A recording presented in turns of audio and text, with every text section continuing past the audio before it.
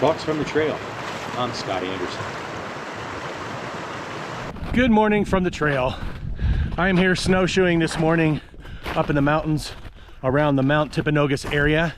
I'm not at the peak of Mount Timpanogos by any stretch, but I'm probably at about between 7,500 and 8,000 feet right now. And it's a lovely morning. I like being out in the woods, off the trail, snowshoeing, which is one of the benefits we get from winter. Anyhow, this morning, I am thinking about change. And an analogy that I heard about this is think of deciding to make a change as like crossing a river. So, and the hardest part about change is not making the same decisions today that you made yesterday. So think of it this. Here we are on this side of the river before the change, and here we are on the other side of the river, and it's our new self because we've passed through successfully the river of change. The moment we decide to do something different and make a different choice, we have stepped into that river of change, and we need to be prepared because it is going to be uncomfortable, no doubt about it. And it's going to feel unfamiliar, and there's certainly going to be uncertainty. You can be certain about the uncertainty. One of the reasons why change can be so scary is that there's going to be some unknowns, and we're not going to be able to predict everything that happens. And now think about this. I don't know if you remember, gosh, it was a couple months ago on a message here on Thoughts from the Trail that we discussed, in order to have a change, we have to be greater than our body. And the redundancy of thinking and feeling, and then feeling and thinking, conditions our body into the state of the past. And so the body has been trained to cling to what it knows. And I can just think of trying to go on a diet as a great example of that concept. So by stepping into the river, we are taking our body out of the world of the known and into the world of the unknown. And guess what our body says? Our body says, I don't like this. I can't predict the future.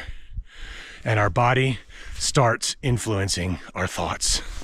Then inside our head, the chattering starts, and it starts influencing our thinking. And these chattering voices tell us, hey, you know what?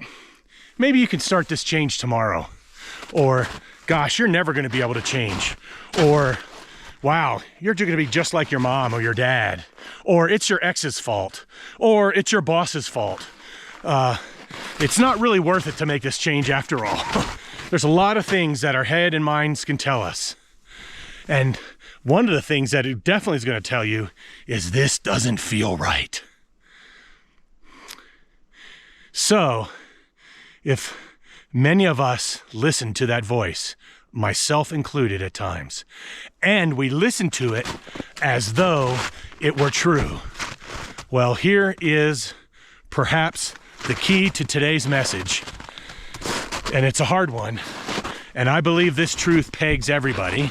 Obviously, I don't have any study myself of that, but I feel confident that this truth applies to all of us, and that is, just because you have a thought doesn't mean that it's true. Let that soak in. Just because you have a thought, it doesn't mean that it's true. And I think sometimes, I know I can, and sometimes I've witnessed it in my close friends, and I witness it in other people, and I bet you've probably experienced it too, is that just because you think it, you assume that it's true. And the interesting thing about that is, we can be woefully wrong, and we can make decisions based upon that assumption that are not moving us forward. And that's a good reason to be very mindful of your thought and your dispositions, and also to be mindful of whether your thoughts are what's holding you back from getting to the other side of the river. And their thoughts are going to be very, very compelling. Your body is going to be very, very compelling because it's going to resist the change like crazy. But the one way, if you can do this, if you can get into a cognitive level of saying, wow, is that thought helping me move closer to the goal that I want to achieve, the new me I want to become on the other side of the river? If the answer is not a resounding yes, then question it and maybe try to reformulate your thinking. I go through this process all the time. I can't tell you how many times, just all by myself, I've caught a fact that a thought that I was assuming to be true had no relationship to truth whatsoever. And I've also had at times where friends and loved ones close to me would say, hey, think about this, and would gently and kindly challenge me on that thinking, and I would realize, yeah, you know what? I wasn't thinking it in the right way, and no, it was not moving me forward. Anyhow, that's quite a bit to bite off today.